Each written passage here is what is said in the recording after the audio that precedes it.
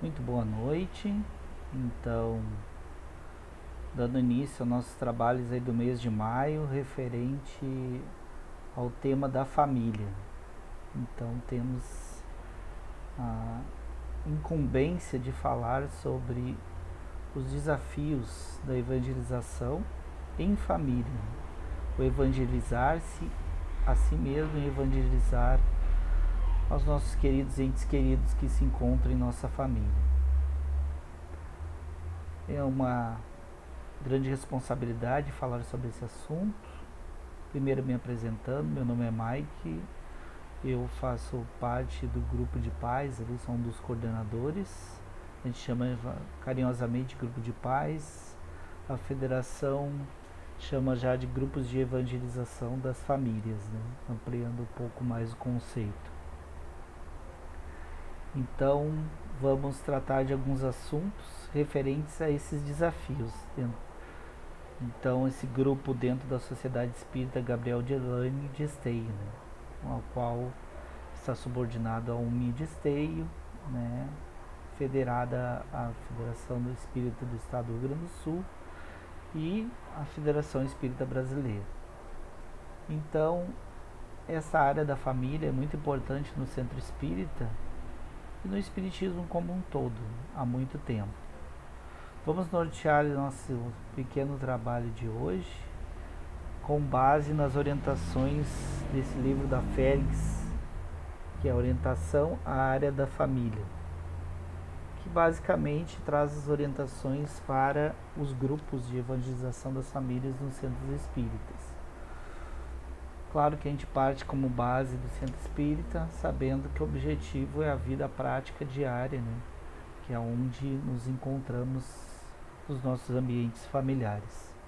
Para começar, então, temos a compreensão necessária da família dentro do Espiritismo.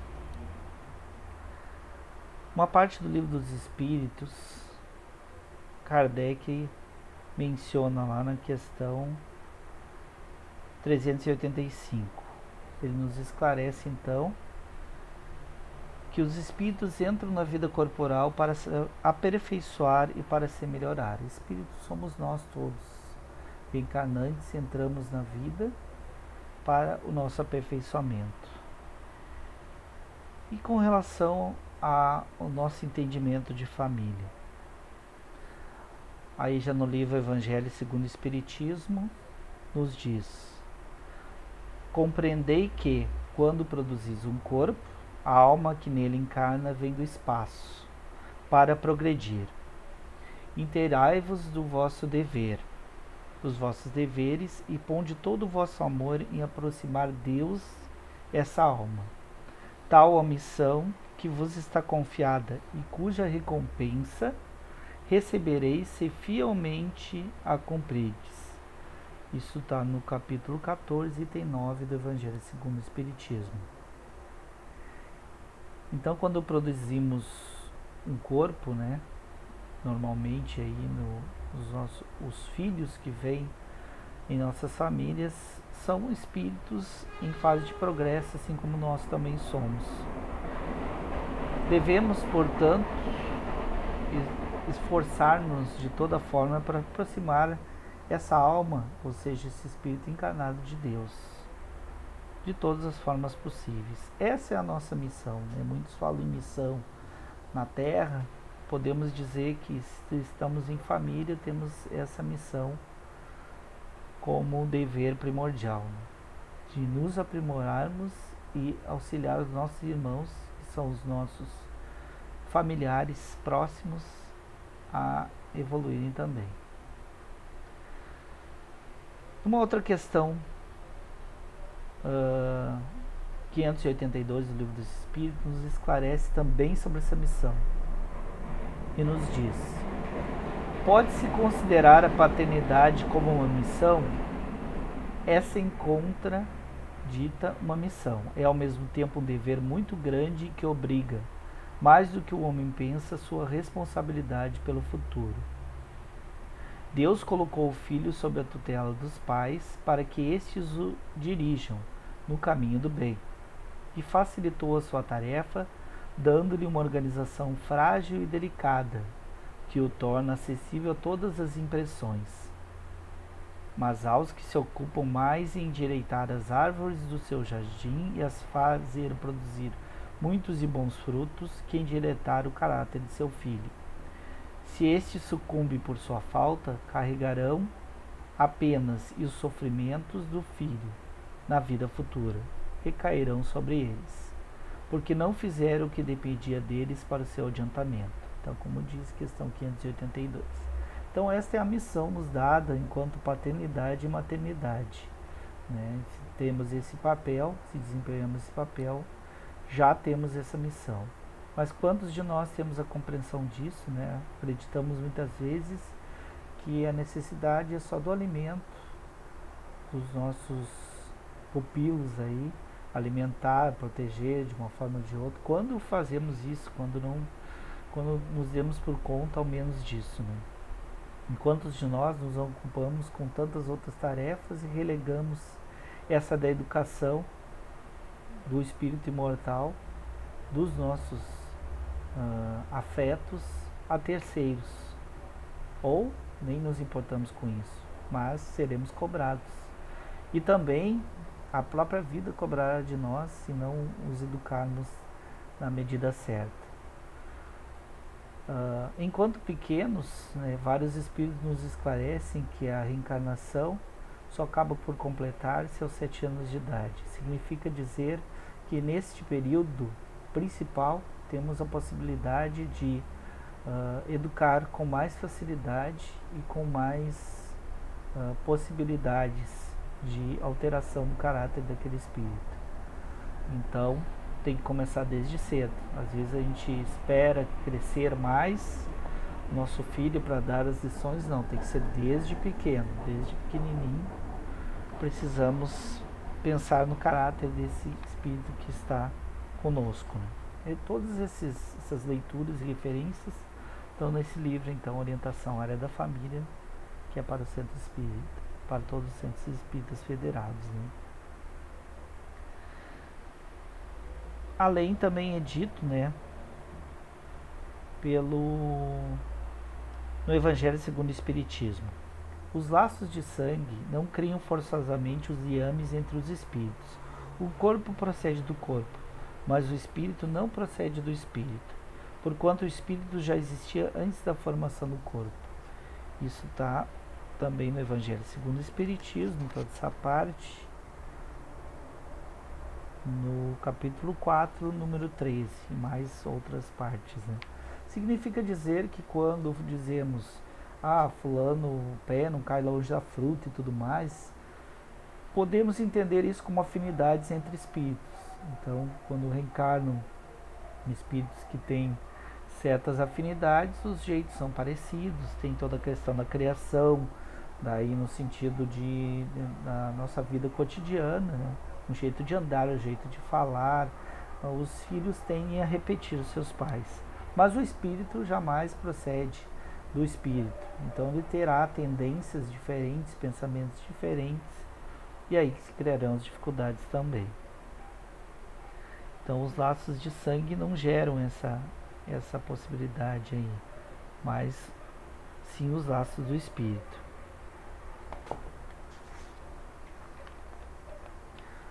Seguindo nesse raciocínio, nos dizem também os espíritos, também no Evangelho, no capítulo 14, item 8, que há duas espécies de famílias, as por laços espirituais e as por laços corporais. Duráveis, as primeiras se fortalecem pela purificação e se perpetuam no mundo dos espíritos, através das várias migrações da alma. As segundas, frágeis como a matéria, se extinguem com o tempo e muitas vezes se dissolvem moralmente já na existência atual. Então toda aquela situação de orgulho familiar, de consanguinidade, são situações que a gente deve repensar. Os laços que nos mantêm além da matéria, depois que desencarnarmos e que fazem com que nos encontremos, são os laços espirituais, os laços de amor. Portanto, muitas vezes poderemos ter mais afinidade e amor com pessoas que não são do nosso cotidiano familiar, mas também poderemos ter com pessoas do nosso cotidiano familiar. Então, nos cabe desenvolver esses laços. Então, não é por decreto que um pai ama um filho ama um pai, um irmão ama um irmão, mas é o objetivo. O objetivo de uma família consanguínea certamente é o amor. E é transformar essa família, talvez, no futuro, em uma família espiritual, né? Então, é aí que está o laço que nos interessa avaliar. Então, é sobre essa família que nós do Centro Espírita procuramos nos interessar. Todas as famílias de todos os tipos, com todas as configurações, com o objetivo de estabelecer laços espirituais duradouros, né?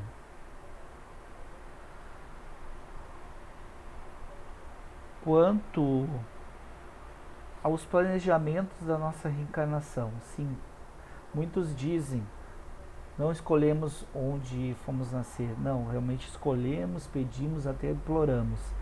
E fizemos esse planejamento antes de reencarnar, como espíritos imortais, habitantes de outras reencarnações.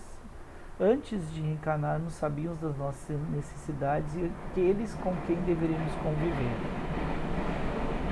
Esclarece-nos, portanto, no livro Vida e Sexo, Emmanuel, que é o mentor de Chico Xavier, da seguinte forma: habitualmente somos nós mesmos quem planificamos a formação da família antes do renascimento terrestre, com amparo e supervisão dos instrutores beneméritos. Comumente chamamos a nós antigos companheiros de aventuras infelizes, programando-lhes a volta em nosso convívio, a prometer-lhes socorro e oportunidade, em que se lhes reedifique a esperança de elevação e resgate, burilamento e melhoria. Tá? Então, isso aqui está nesse livro, de Vida e Sexo, psicografado por Chico Xavier, psicografia de Emmanuel, página 69. Ou seja, nós fazemos os planos antes de encarnar com os companheiros, muitas das vezes, né, companheiros de aventuras infelizes. Então, dívidas do passado, pessoas com quais eu convivi, reencarnam na mesma família, né? Então, temos já um cadinho de dificuldade, de burilamento necessário, e é, portanto, aí que se nascem as, talvez, antipatias, coisas que não reconhecemos, mas fazem parte do nosso subconsciente, estão no passado longínquo. Mas a ideia é trabalharmos todas essas diferenças para seguirmos pelo amor. Seguindo, então, o próprio casal, né, o casal mantenedor de uma família também é planejado no plano espiritual antes do reencarne. Diz Emmanuel também na mesma obra: quase sempre espíritos vinculados ao casal interessam-se na vida maior, quase sempre espíritos vinculados ao casal interessam-se na vida maior pela constituição da família, a face das próprias necessidades de aprimoramento e resgate, progresso e autocorrigendo. Em vista disso, cooperam em ação decisiva na aproximação dos futuros pais, aportando em casa pelos processos da gravidez e do berço, reclamando naturalmente a cota de carinho e atenção que lhes é devida. Ou seja, espíritos vinculados ao casal se interessam pela união desses para que possam retornar à mesma família. Então nós já o fizemos antes com os nossos pais porque precisávamos voltar naquele mesmo núcleo familiar. Tudo isso que estamos falando aqui para tratar de qual é o interesse ou a formação da família em nosso núcleo, né? E como o Espiritismo entende a família. Então a família tem um conceito muito mais amplo do que simplesmente, né, uma reunião de pessoas fortuitamente ou por acaso. Não há acaso, são escolhas que se fazem.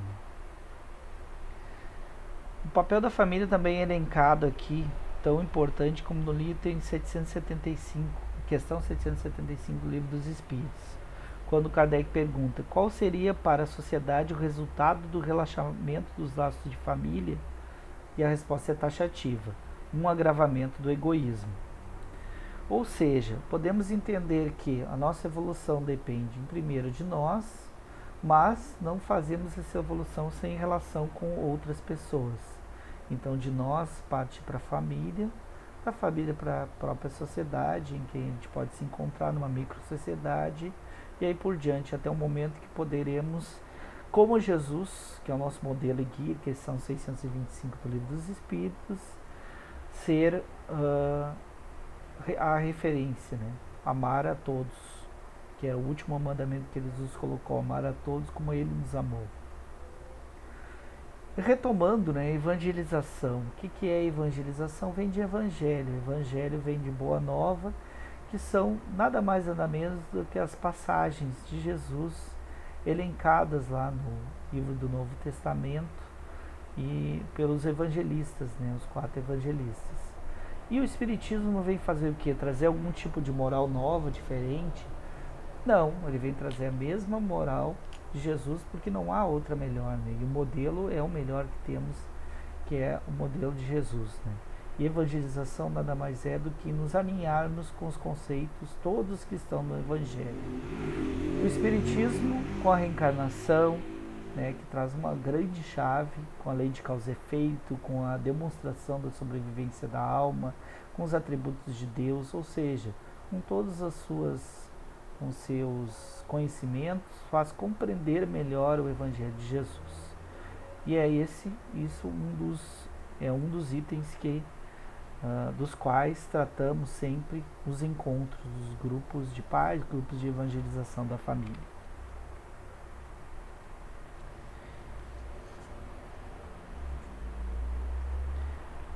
É interessante trazer uma partezinha também que Emmanuel, no livro Consolador, Psicografia de Chico Xavier, nos diz também. Os estabelecimentos de ensino propriamente do mundo, ou seja, as escolas normais, podem instruir, mas só o Instituto da Família pode educar. Hoje procuramos muitas vezes, em cultura, trazer essa educação dos nossos filhos, terceirizar para as escolas. Não é assim, né? Educação ampla, moral, tem que vir de casa. Né? Daí continua. É por essa razão que a universidade poderá fazer o cidadão, mas somente o lar pode edificar o homem. Então a universidade faz o cidadão para a sociedade, mas o lar edifica o homem. Na sua grandiosa tarefa de cristianização, essa é a profunda finalidade do espiritismo evangélico, no sentido de iluminar a consciência da criatura, a fim de que o lar se refaça e novo ciclo de progresso espiritual se traduza entre os homens em lares cristãos para a nova era da humanidade. Então a ideia do espiritismo evangélico é iluminar as consciências e o lar se transforme. Né? Lares cristãos para a nova era da humanidade. Então é um desafio muito grande. No Evangelho segundo o Espiritismo, temos também uma mensagem de Santo Agostinho, que está no capítulo 14, número 9, que diz assim: inteirai-vos dos vossos deveres e ponde todo o vosso amor em aproximar de Deus essa alma, ou seja, os filhos, né? Tal missão que vos está confiada e cuja recompensa recebereis, se fielmente a cumprides. Os vossos cuidados e a educação que lhe dareis auxiliarão o seu aperfeiçoamento e o seu bem-estar futuro. Lembrai-vos de que cada pai e cada mãe perguntará a Deus: que fizeste do filho confiado à vossa guarda? Então temos que ter essa pergunta sempre em mente. Quando desencarnarmos, seremos confrontados com isso. Né? Procuremos, portanto, fazer o melhor.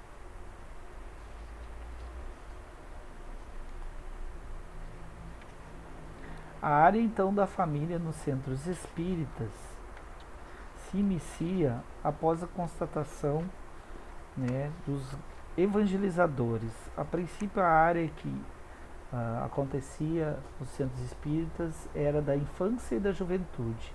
Desde cedo se percebeu com essa maleabilidade, essa possibilidade dos espíritos reencarnantes até uma idade já terem mais facilidade de aprendizado, e mesmo na juventude não se perde nunca o aprendizado, só facilidade inícios, né, até os 7 anos, mas depois continua pela própria juventude, podemos aprender a vida inteira, né?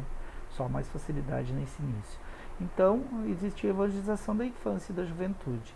Até que alguém, né, alguns confrades das federações espíritas pensaram, né, que era necessário que se fizesse esse conhecimento, esse esforço de evangelização chegassem às famílias.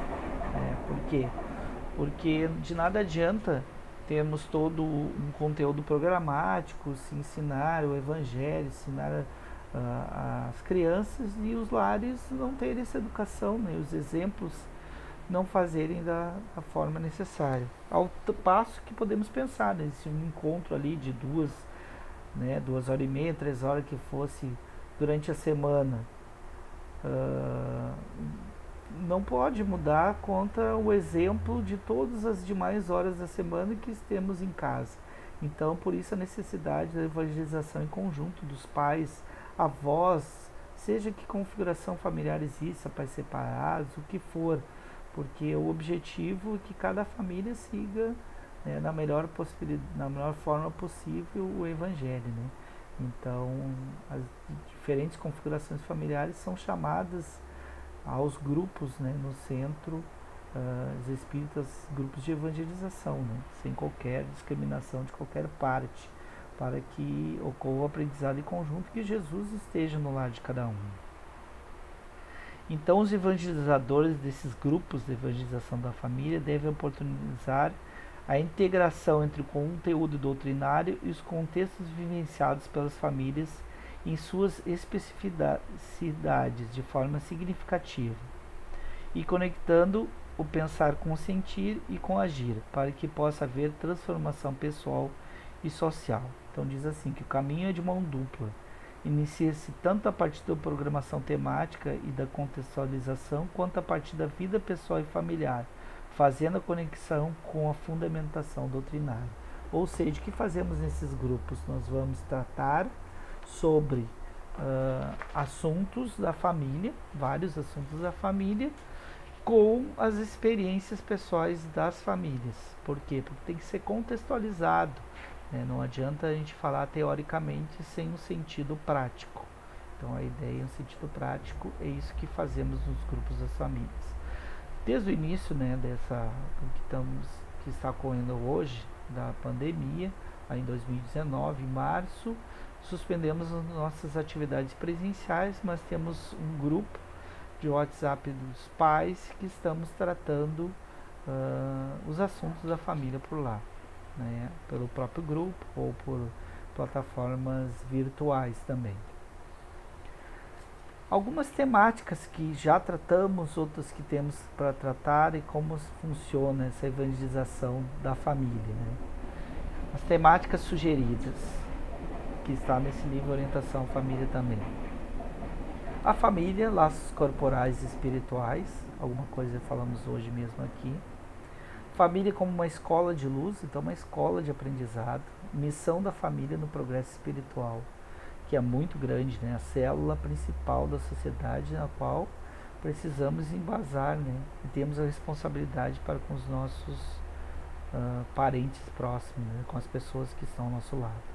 O processo do reencarne, como se dá esse planejamento, tudo aquilo que já tratamos aqui. Então são todos assuntos que a gente vem tratando, né, nesses desafios de evangelização da família. Os ciclos, né, as diferenças desde o início da infância até a maturidade, passando pela juventude, pela idade adulta e até a parte, né, dos idosos, né. A longevidade, que é a mesma coisa. Um outro assunto muito importante que é o Evangelho no Lar. O Evangelho no Lar também nos traz, nós temos até inclusive um roteiro nesse livro. O Evangelho no Lar nada mais é do que uma prática que os espíritas adotam nos seus lares, né, como uma forma de trazer Jesus na prática para o lar.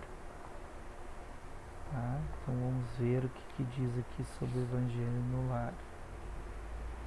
Página 73. página 73 desse livro de orientação, né? Então, o Evangelho no Lar, como é que ele funciona? Basicamente, se escolhe uma semana com dia e horário que a família possa se reunir durante mais ou menos 30 minutos. Disponibiliza-se uma jarra ou copo com água para cada integrante, para que seja magnetizada pelos benfeitores espirituais.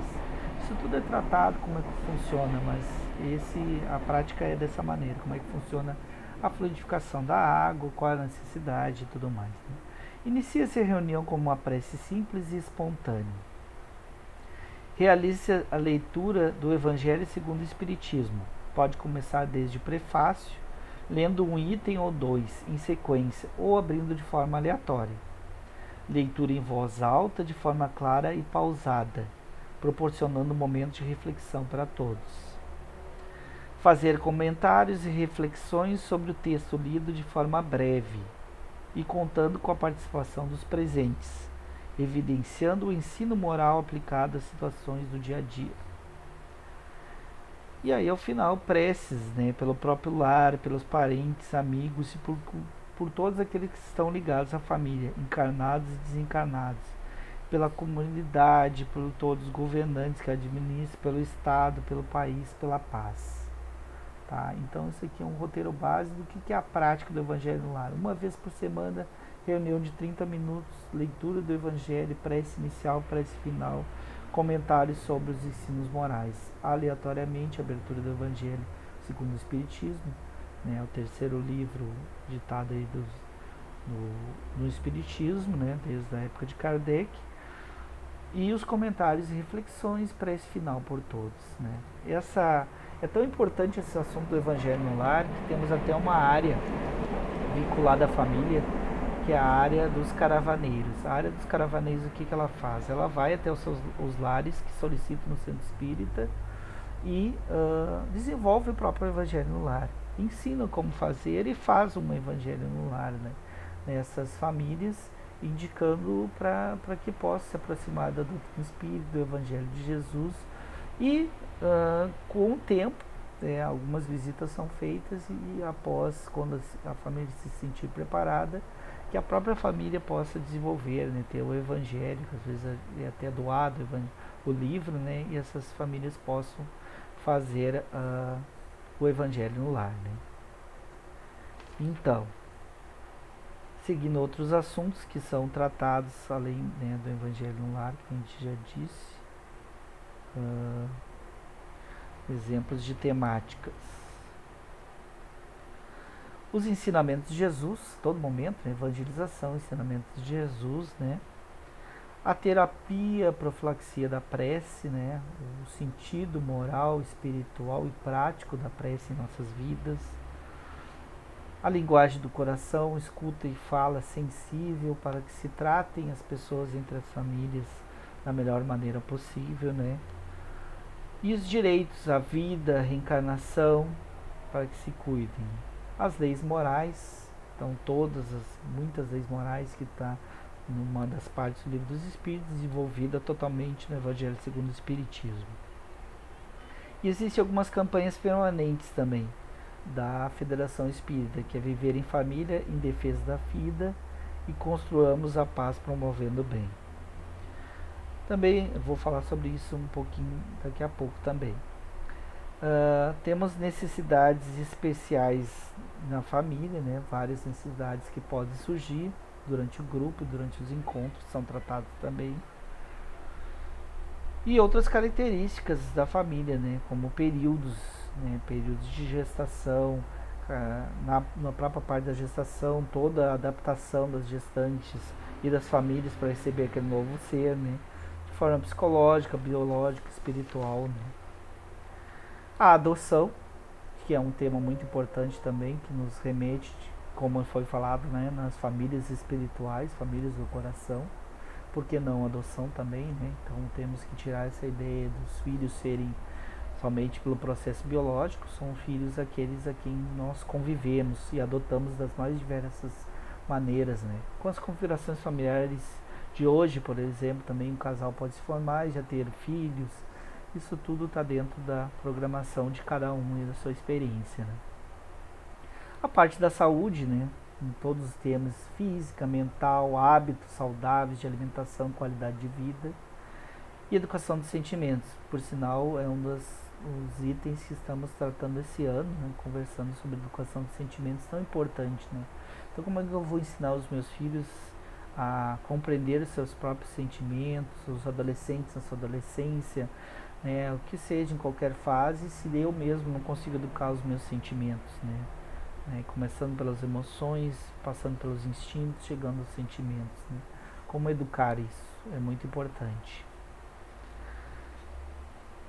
Também dentro da área da família, alguns centros espíritas desenvolvem grupos de interesses que tratam especificamente de alguns assuntos, né, de algumas configurações, como por exemplo grupos de longevidade, maturidade, então tratam grupos de idosos, né, grupos de laços conjugais que estão abertos a todos, não só a casais, aqueles que querem constituir no futuro família também, alguns centros espíritas têm. Né? E outros centros espíritas também têm grupos de gestantes, grupos de famílias gestantes que estão se preparando para receber aquele ser, né? Então, sobre tudo isso que falamos aqui, é um breve resumo de todos os assuntos que abordamos como desafios familiares. Então, a tarefa é muito grande, né? A tarefa é muito grande quanto, né, mesmo na doutrina espírita, nos centros espíritas, se tem muita importância por essa evangelização da família, né, que vai depender sobremaneira, a gente pode dar os caminhos, mas vai depender da prática de cada um, né, prática de cada integrante no lar. Vamos deixar alguns comentários também em relação às campanhas, que tem alguns itens que podem ser trabalhados em família também. Há campanhas permanentes que são viver em família, em defesa da vida e construamos a paz, promovendo o bem. Por exemplo, nessa viver em família tem o amor, fonte da vida. Então, todo o conhecimento do amor, né, nós mal compreendemos o amor, confundimos com muitas coisas, né, com amor, sendo outras totalmente diferentes, né. A vida a dois, então o casal é muito importante, né, essa configuração se inicia por aí, né, como conviver. Então, muito a gente fala sobre isso nos encontros de família. Conceito, organizações das famílias, as dinâmicas familiares. Então a família não é estática, né, se movimenta, a gente vê isso muito como experiências diferentes de cada tipo de familiar. Então tem os filhos criados por vós, né, mães solteiras, pais solteiros, separados, tem de todos os tipos, né, configurações, e temos que entender que são dinâmicas que nos trazem desafios importantes, né. A infância, a juventude, fases tão diferentes, né? A sexualidade humana, né? Assuntos que às vezes são pouco tratados por tabus e que são necessários ser encarados com naturalidade, e dentre os quais, por causa disso, se sai tantos conflitos, até em muitas e muitas reencarnações, devido, né, a essa não educação da sexualidade como algo natural, mas que necessita sempre responsabilidade, uma liberdade envolvida em responsabilidade, né? Os vários tipos de conflitos e desarmonias familiares que podem ocorrer, isso tudo está na campanha Viver em Família, né? Tem um material que, se não estudamos, estudaremos também futuramente, né? São muitas coisas, né? Sérios desequilíbrios no lar que pode ocorrer. Família e espiritismo, como vincular família e espiritismo, e temas da atualidade na visão espírita. Tudo isso é viver em família. Assuntos em defesa da vida, o aborto, um assunto importantíssimo para a gente compreender dentro da doutrina espírita, né? Então tratamos disso também. Eutanásia, a valorização da vida é necessária tanto no um como no outro, né? Mas por quê? Né? Como foi raciocinado, o espiritismo traz o porquê de tudo isso, né? Como devemos compreender as nossas responsabilidades e necessidades. As drogas, que são um assunto tão importante, que, né, lícitas e ilícitas, temos as lícitas também, né? Mas o que podemos compreender sobre esses assuntos e quanto eles podem afetar a nossa família, né? O suicídio, né, que é uma derrocada da vida, suas consequências e a própria violência. Vou pedir só um segundinho aqui para abrir a porta para o meu Cusco, que é para outra peça aqui, só porque já volto.